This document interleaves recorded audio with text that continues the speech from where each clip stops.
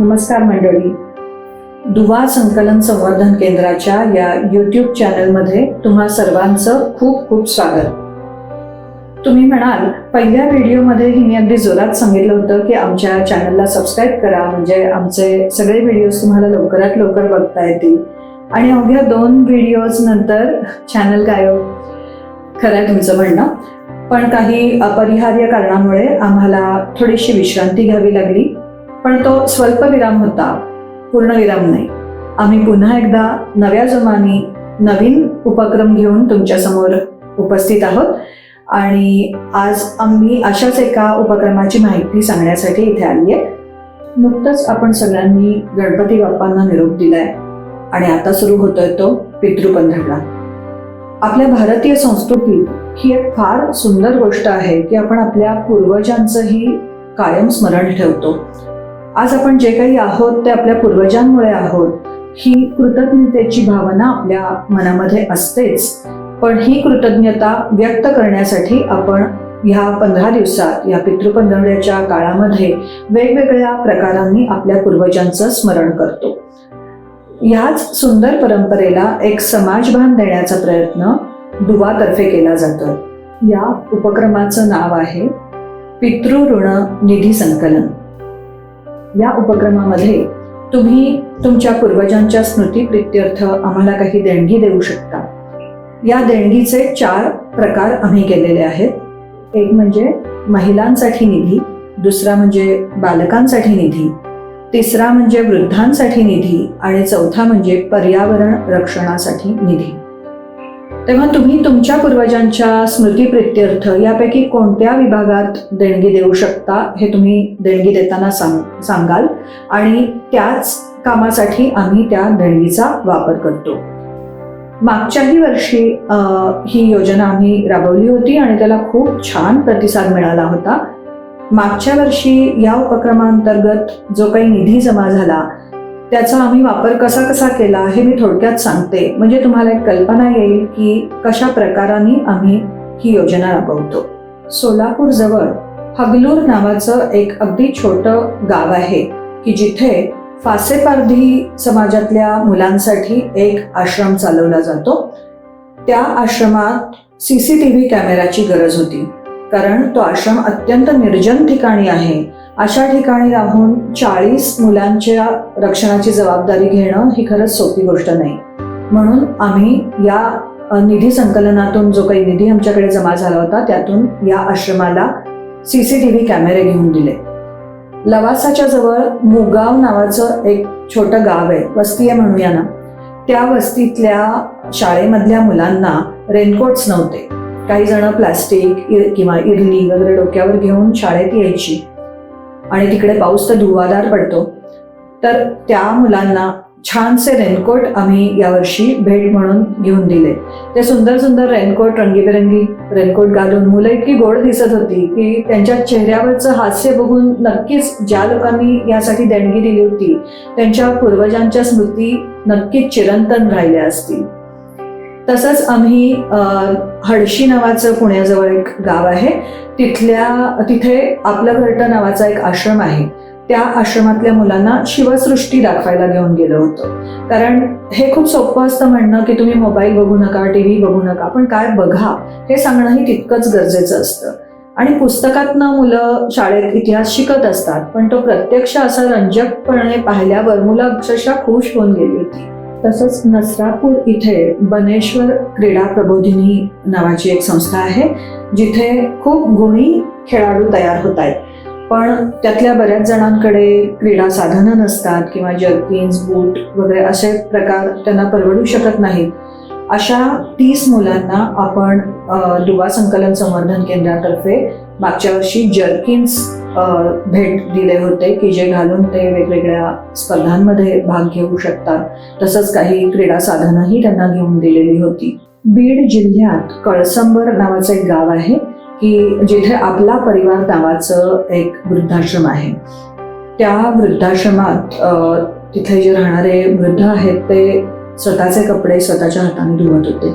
सुमारे 20 वृद्ध तिथे राहतात. तर त्या लोकांना वॉशिंग मशीनची गरज होती, कारण ह्या सर्व वृद्धांना वयोमानापरत्वे स्वतःचे कपडे स्वतः धुणं जमत नाही किंवा वृद्धाश्रमातल्या चादरी पांघरुणं वगैरे ह्या गोष्टी सुद्धा धुण्यासाठी त्यांना वॉशिंग मशीनची गरज होती. तर ते वॉशिंग मशीन आपण त्या संस्थेला भेट दिलं, कळसंबर इथल्या आपला परिवार नावाच्या वृद्धाश्रमाला. तसंच मुळशी तालुक्यात स्वामी निवास वृद्धाश्रम आहे, त्या वृद्धाश्रमातल्या लोकांसाठी आपण मोफत फिजिओथेरपीचं एक शिबिर घेतलं होतं. कारण गुडघेदुखी, अंगदुखी, कंबरदुखी या सगळ्या तक्रारी वृद्धांच्या असतातच, पण त्याच्यावर वेळेवर उपचार झाले तर पुढे जाऊन त्यातनं अजून काही विपरीत गोष्टी घडू नयेत या दृष्टीने त्यांना वैद्यकीय सल्ला मिळावा म्हणून आपण हे शिबिर त्यांच्यासाठी आयोजित केलं होतं. दिव्यांग प्रतिष्ठान या संस्थेतर्फे दरवर्षी दिव्यांगांचे सामूहिक विवाह लावले जातात. यावर्षी तब्बल 100 दिव्यांगांचे विवाह लावले गेले. आणि आता साधं एक लग्न घरात असलं तरी किती आपल्याला उठाठेवी करावे लागतात सगळ्यांना कल्पना असेलच. तर इथे तर 100 दिव्यांगांचे विवाह होते, त्यामुळे खूपच मदतीची गरज होती. अशा वेळेला दुवा संकलन संवर्धन केंद्राने या 100 वधूंना वधू वस्त्र विकत घेऊन दिली. साड्या, सुंदर साड्या आणि डोक्यावरची चुंदरी असा सेट प्रत्येक वधूला आपण दुवा संकलन संवर्धन केंद्रातर्फे भेट दिला. पेंढरच्या जवळ मुरा आणि खरब या अगदी 2 छोट्या वस्ती आहेत, निर्जन भागात आहेत अगदी. त्या वस्तीमध्ये विजेचा अखंड लपंडाव चालू असतो, म्हणून आपण तिथे राहणाऱ्या 35 आदिवासी कुटुंबांना सौर दिव्याच्या अवसेला भेट म्हणून दिले. तसाच उपक्रम आपण लवासाच्या जवळ मुगाव या ठिकाणी सुद्धा राबवला.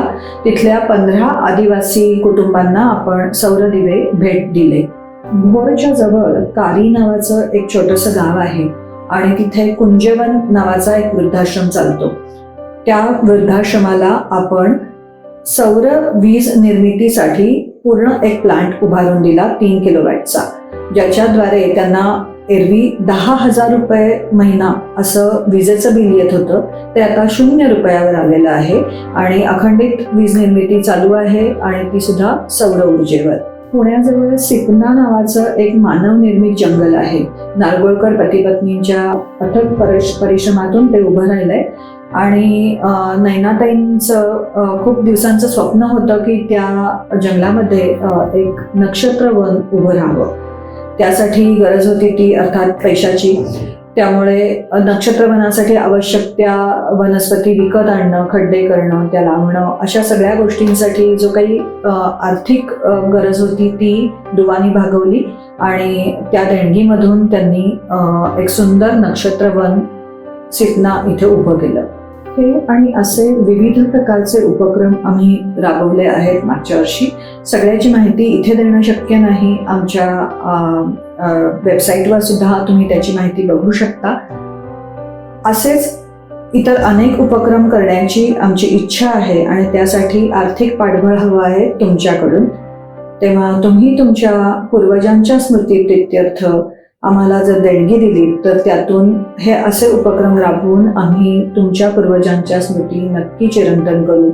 तुम्हाला तुमच्या पूर्वजांच्या स्मृतिप्रीत्यर्थ कोणत्या विभागातल्या उपक्रमांसाठी देणगी द्यायची आहे तेही आम्हाला जरूर सांगा. आम्ही नक्की त्याच कामासाठी ह्या देणगीचा वापर करू.